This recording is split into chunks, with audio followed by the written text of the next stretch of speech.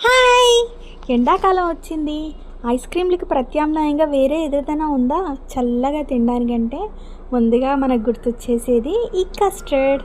రకరకాల ఫ్రూట్స్ తోటి చేసుకునే కస్టర్డ్ అనేది చాలా హెల్తీగా కూడా ఉంటుంది. సూపర్ టేస్టీగా ఉంటుంది. చలువగా కూడా చేస్తుంది. చాలా చాలా మంచిగా ఉంటుంది.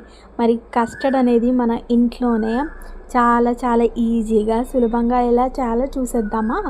అయితే చూసేయండి. ముందు ఏం తీసుకుంటారంటే కొద్దిగా పాలకి తగినంత కస్టర్డ్ పౌడర్ తీసుకొని కలపండి. ఈ విధంగా కలిపి కొంచెం సేపు అనేది ఇది నానాలన్నమాట.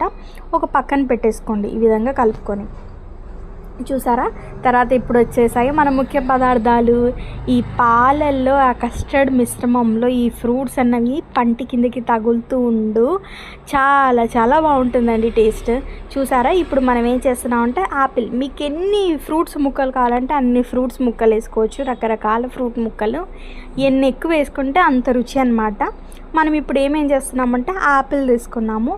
ఆపిల్, ద్రాక్ష, తర్వాత మన సమ్మర్ అంటే మనకు ముఖ్యంగా ఎక్కువగా ఇష్టమైనది ఏంటి? మామిడికాయ. అలాంటి మామిడికాయ, రసాల మామిడికాయ, బంగినపల్లి మామిడికాయలు చిన్న చిన్న ముక్కలుగా చేసి పెట్టేసుకొని కలిపేసుకుంటున్నాము. ఈ మామిడికాయ ముక్కలు, ద్రాక్ష ముక్కలు, ఆపిల్ ముక్కలు ఇంతవరకు మనం కట్ చేసుకున్నాం.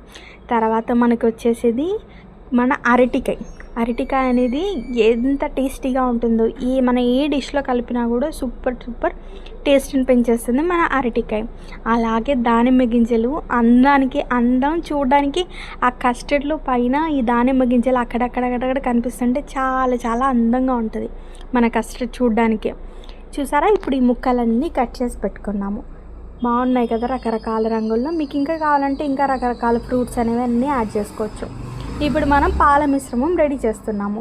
ఒక కడాయి పెట్టుకొని దాంట్లో పాలు వేసుకొని తగినంత చక్కెర వేసుకోండి. మీకు టేస్ట్కి తగ్గంత చక్కెర వేసుకొనేసి ఇలా కలుపుతూ ఉండండి. ఈ కలిపిన మిశ్రమంలో మనం ఇందాక కస్టర్డ్ పాలు కలిపి పెట్టుకున్నాం కదా, దాన్ని కూడా యాడ్ చేసేయండి. యాడ్ చేసి కొన్ని నిమిషాల తర్వాత మీరు ఏం చేస్తారంటే ఆపేసి మనం కొంచెం చల్లారాలన్నమాట. ఈ పాల మిశ్రమం అంతా చల్లారిన తర్వాత మనం ఇందాక కట్ చేసి పెట్టుకున్నాం కదండి ఫ్రూట్ ముక్కలు, అవన్నీ చక్కగా దీంట్లో వేసేసి కలిపేస్తున్నాము. తర్వాత మనము విడిగా సబ్జా కూడా తీసి పెట్టుకున్నాము. ఈ సబ్జా గింజలు కూడా నానబెట్టి పెట్టుకున్నాము. అవి కూడా దీంట్లో వేసి పెట్టుకుంటే చాలా చలవన్నమాట మన ఎండాకాలానికి. చూసారా? మన కస్టర్డ్ మిశ్రమం రెడీ అయిపోయింది. అలాగే మనం సబ్జా గింజల్ని కూడా యాడ్ చేసేస్తున్నాం. సూపర్ టేస్టీ కస్టర్డ్ రెడీ అయిపోయింది మన ఇంట్లోనే. మీరు కూడా ఈ వేసవి కాలంలో దీన్ని ట్రై చేసి ఎలా ఉందో చెప్పేసేయండి టేస్ట్.